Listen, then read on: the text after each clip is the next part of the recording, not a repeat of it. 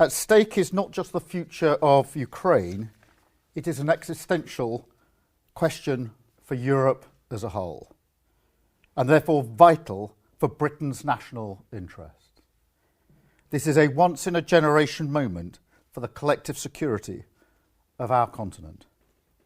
Only a lasting peace in Ukraine that safeguards its sovereignty will deter Putin from further aggression in the future. Now, recent statements by the US administration should not come as a surprise. President Trump has long expressed the wish for Europe to step up and meet the demands of its own security, that he wants to get a lasting peace agreement to end the war in Ukraine. So today's informal meeting of European leaders was a vital first step in responding to that challenge. On defence, it's clear the US is not going to leave NATO. But we Europeans will have to do more. The issue of burden sharing is not new, but it is now pressing. And Europeans will have to step up, both in terms of spending and the capabilities that we provide. On Ukraine, we're at the very early stage of the process.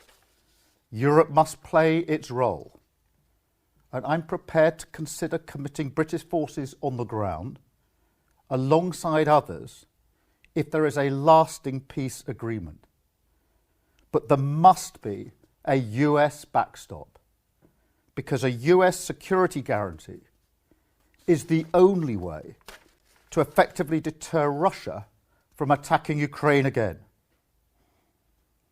So I will go to Washington next week to meet President Trump and to discuss what we see as the key elements of a lasting peace. I spoke to President Zelensky on Friday and will do so again in coming days. And we envisage a further meeting with European colleagues when I return from the US. In this moment, we have to recognise the new era that we are in, not cling hopelessly to the comforts of the past. It's time for us to take responsibility for our security, for our continent. And I've been clear today, Britain will take a leading responsibility, as we always have, because Ukraine must have a secure future, Europe must have a secure future, Britain must have a secure future, and democratic values must prevail. Thank you. I'll now take a question, I think, first from Sky and then to Reuters. Sky. Prime Minister, by unilaterally starting talks with Russia, has the United States undermined the UK, Europe and Ukraine? What the United States wants is lasting peace.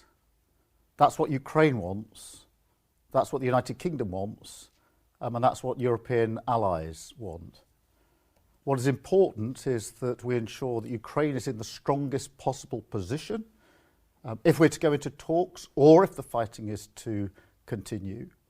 And to ensure that if there's discussion about any guarantees that are being provided, that the European nations show willing, as I have done, but also are absolutely clear that it must be with a US backstop, because I don't believe it'll be a guarantee if there isn't the US backstop behind those security guarantees. Thank you.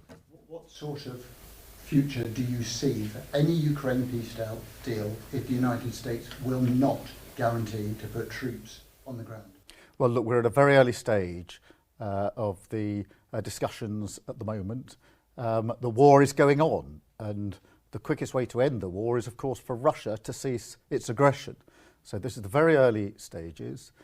I do think that it's right that European nations, including the UK, show a willingness to do more in our own collective self-defence. This is a generational moment for that reason. This is not a new issue. It's an issue we've talked about many, many times, about the need for Europeans to step up.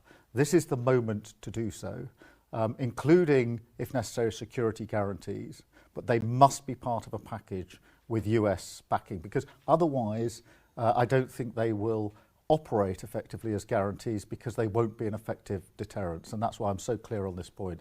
That's what we want to talk to our colleagues about in Europe. That's what I've been talking to President Zelensky about. And of course, that'll inform my discussions with President Trump. But we're all aligned on what we want to achieve here, which is lasting peace, not a ceasefire that allows Putin to come back again, but lasting peace. And I think that's where there's real alignment. And what we're now doing is discussing how we take that forward. Thank you. I'll go to Reuters, if I may.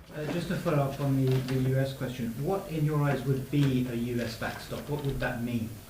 Well, look, we're at a very early stage of the discussions at the moment, obviously. And the most important thing as we go into these discussions is to maintain the principle of peace through strength. And what I mean by that is making sure that Ukraine is in the strongest possible position. It'd be a big mistake to think that just because there may be talks, that now is the time to back down on any support for Ukraine. We need to ramp it up, in my view, and I've been saying that for many months now. What we also need to do is to ensure that if there is an agreement, it is a lasting and enduring and just agreement that secures the sovereignty of Ukraine, and that has to be at the heart of it. And then, of course, the question of security guarantees, and whether it's on security guarantees or the wider collective defence in terms of funding or capability. I think this is the moment for European countries to step up, and I am going to ensure the UK is a leading country in that endeavour. And you said Britain would be ready to send peacekeeping troops with others. Has there been any initial planning in terms of how many troops would be needed for such a peacekeeping force, and what role would they play? Well, I think we're getting ahead of ourselves here. The question is, the early stages of discussions, they haven't even started yet. But what is important is that clear what is it we're trying to achieve, and that is a lasting peace, a peace that can endure, a peace that ensures that Ukraine has sovereignty, and that we are clear that this isn't just about Ukraine, it is about the defence and security of Europe and the defence and security of the United Kingdom. And so that's why I'm saying this is a generational moment, because it isn't just about what happens in Ukraine, it's what happens across Europe, it's what happens to the United Kingdom. And the first duty that I have as Prime Minister is to make sure that our citizens, our country, is safe and secure. Thank you very much.